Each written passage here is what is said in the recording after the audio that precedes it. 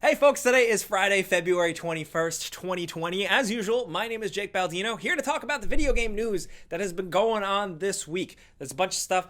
Let's start talking about it, but first, some housekeeping. At PAX East, we're going to be doing a version of our Game Ranks live show. If you watch us live on Tuesdays, 4 p.m. Eastern, that's what we're doing at PAX. It's going to be me, Tom, Andrew, also special guest Caboose. If you guys watch YouTube, he's one of our favorite YouTube friends, so consider coming through. That's going to be on Saturday at PAX East, 5:30 p.m. at the Bumblebee Theater. We'd love to see some of you guys. Maybe we'll do some surprises, some giveaways, and just hang out and do some Q&A. It'll be a good time. We'd love to see you. But anyway, let's jump right into the news, start talking about everything going on. The first thing is a little bit of a Red Dead Redemption controversy in a way you wouldn't expect. The hot coffee mod returns. Yeah, do you guys remember that? That was like a while ago. I feel like we're starting to get old. But there was a controversy way back when it was revealed that the source code within San Andreas, there was a mini game that Rockstar cut from the game, but it remained in the source code where you could go on dates in the game, and then there would be a sex mini game. Although it wasn't in the game, the fact that people could go through the source code and get it led to a lot of controversy for Rockstar. They were in hot water. I'm sure that joke has been made 1,000 times. They're in deep coffee. They're in deep coffee. That was quite a time in the history of like Rockstar games and video game stuff, if you follow all that. But the newest thing is that a modder, like I guess just kind of to have fun, put basically the hot coffee thing like straight up in Red Dead Redemption 2 with like Red Dead Redemption 2 characters. So essentially like you would go to the saloon and then initiate the hot coffee sex mini game. And apparently Rockstar didn't like that. This is from YouTuber Swegta, who claims that Take-Two Interactive and Rockstar's legal people reached out to him asking him to take down the mod. Apparently the mod like violates the end user license agreement type things, the things you say yes to when you first play a game and you scroll through all those things and you accept it. The modders actually reached out to PC Games N and kind of talked about how they were upset about it. They thought it was kind of hypocritical because like Rockstar games, it's like you have like hookers and sex and drugs and stuff. Why can't we put this in the game? The way I look at it is Rockstar probably just wants to really avoid the bullshit they had to deal with hot coffee back in the day with San Andreas, especially now in 2020, like the age of misinformation spreading, that could go viral and then people just think that there's sex in Red Dead Redemption 2 when there isn't. So they're probably just playing it super safe, like not to like defend a company or anything like that. Because I mean, like on the flip side, like it's just sex. What's the big deal? They have everything else in these games. I get what the modders, like where they're coming from. I'd love to hear what you guys think down in the comments. Like, is this a big deal? Is this a non-issue? I just thought it was kind of fun to talk about hot coffee again, because that was a wild time for video game controversy and like, it's the video games ruining our children. It's just like old times again. It's good. It's not good. Anyway, the other big thing that was going on this week, of course, Animal Crossing. Everybody's talking about Animal Crossing, New Horizons. There was a big Nintendo Direct where we finally got over 20 minutes of like hardcore information and details about the game. Basically, the gist is it starts out, the island is very barren. You move in, it's just really you. You can go to the airport section where Tom Nook is there doing his Tom Nook thing. Nook miles were kind of broken out a little bit and detailed in terms of like how they are kind of milestones you reach. There will be traditional progression in the game. Eventually, you will be able to go from a tent to a house. Isabelle and other familiar characters do return to the game, which is exciting. We've also gotten a look at a ton of new creatures and characters that look totally wild. There are murmurs of like ghost type things in the game, and also somebody spotted a gravestone in the game. So I'm very much looking forward to the friendly animals of Animal Crossing tackling death and what it means to live. Weirdly enough, they announced that cloud saves aren't going to be a thing, which sucks and is weird. You're still going to have to use that voice chat app to talk to people online, but the online features are said to be pretty robust. All of the details are all going to be linked in the description below. There's a good Verge article that breaks it all down. But essentially, the big takeaway here is that it's more Animal Crossing. So far, at least for me, observing a lot of this stuff, there doesn't seem to be this new, like, wow, this new, like, it factor type of thing. To differentiate it, it's just more Animal Crossing, and in a lot of ways, I think that's totally okay. I'm totally fine with them just being like, now Animal Crossing is on the Switch. Buy it, you suckers. We know you're going to love it. Also, we definitely wanted to highlight this. This has kind of been making the rounds. If you have seen this, this is a custom like modded out, water-cooled, upgraded PlayStation 4 Pro. This is from YouTube user JMAGG. We'll link his video in the description below. He highlights how he did it, but essentially he took this whole thing apart, custom loop water cooled it in this really cool like mounted case to the wall. He upgraded the SSDs to improve the speed of the game. He only tested it with Fortnite, which isn't really a good example, but still, it's a very interesting watch, and it's just cool if you appreciate this type of stuff. Shout out to him, JMAGG. You're like super smart, and this was really cool. I just like seeing this stuff. But since we are talking about things that are absolutely insane, the lengths that people will go to make cool things, let's talk about Dreams for a second.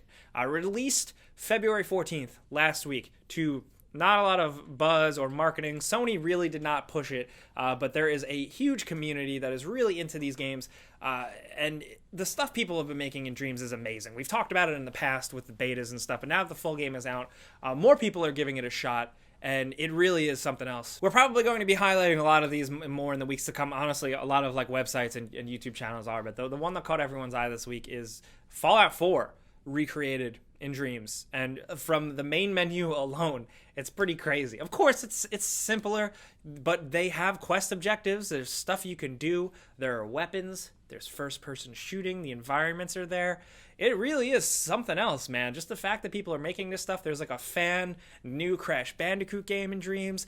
Somebody did like a Final Fantasy VII battle. I just really wanted to, because a lot of people asked me, and I really think we should just point out how cool Dreams is, and like they took so long to make this game, and it's just this thing that was put out on PS4 with not a big amount of fanfare, and it really needs like all of the eyeballs it can get, because it's cool. I'm not creative, I can't make anything, but yeah, shout out to Dreams. Also, just because I wanted to talk about Final Fantasy VII for a sec, in the news recently that people have been talking about, a leak, apparently the game's Korean box art has revealed that the game is at least 100 gigabytes in size, which is pretty wild. That's got people excited. A lot of people think like the bigger the game is, the better it's going to be. I think it just does go to show that it is a massive game. It is definitely a pretty game. We have seen it in motion at like E3 and stuff. We've been able to play it.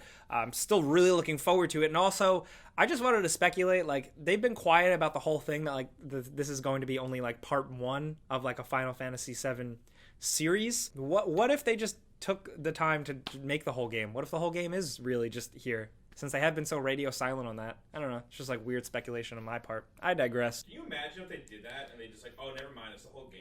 That would be really cool if they were like, yeah, remember what we said a while back? It was episodic, and then everybody freaked out, but like we kind of stuck to that, but we didn't really say anything.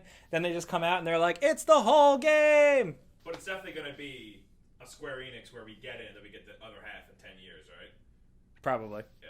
Bummer. And next up, this episode is brought to you by Raycon. Now, you've probably heard about these earbuds before on the internet because they are a long-term sponsor of our show, and also like a bunch of celebrities use them and stuff, but for good reason. Raycon starts at about half the price of any other premium wireless earbuds on the market, but they sync up and they sound just as good. So if you're looking for wireless earbuds, but you don't want to totally empty your wallet, consider the E25 model. They just sent us these blue ones. They're pretty fresh. They come in multiple colors as well, though. We have the black ones here. They're super discreet. They sound good. The earbuds have 6 hours of playtime, and then the little charging case can charge it multiple times, and the case is just so small, fits right in your pocket. And we've said it before, but going wireless is really the game changer itself. Like, you don't have to sweat paying hundreds of dollars for one of the major brand names when these are solid. So if you're curious and you just want to check these out, you can go to the link on this screen or in the description down below. It's buyraycon.com/gameranks, and you can get 15% off your first order. So good luck, go check them out, and thanks to Raycon for sponsoring this video. Thanks to that, thanks for the sponsors, and for you guys watching for keeping the lights on here. Now let's get you guys caught up. All this stuff will be linked in the description below. Some videos and trailers you may have missed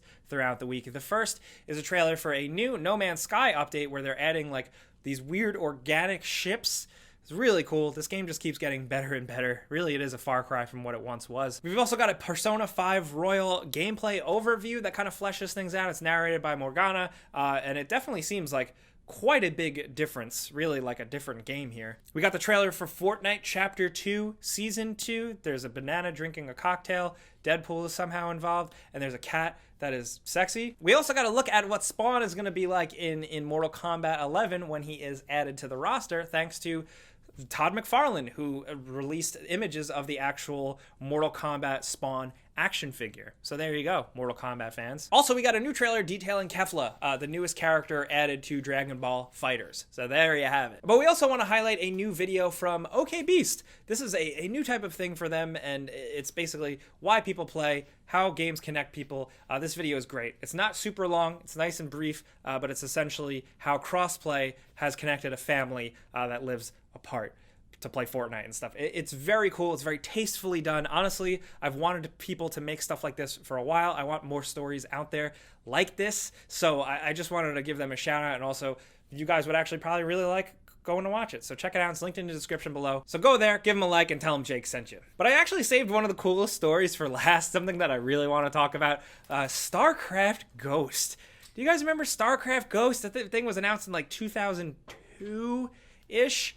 It was essentially like the third-person action-adventure stealth game based in the Starcraft universe. Had a lot of for me, I was like middle school at the time. We were so excited. The game was in the works for so long and delayed forever and ever and ever with no word. And now we've got a look at it, actually, thanks to some leaked gameplay. Apparently someone got a hold of like a dev kit that had a developer version of the game on it. So there is now a leaked StarCraft Ghost out there. You know, we have footage and images of like what it's apparently like the third mission in the game. And yeah, at this point, it looks like an incredibly dated old original Xbox game, which is the version it was running.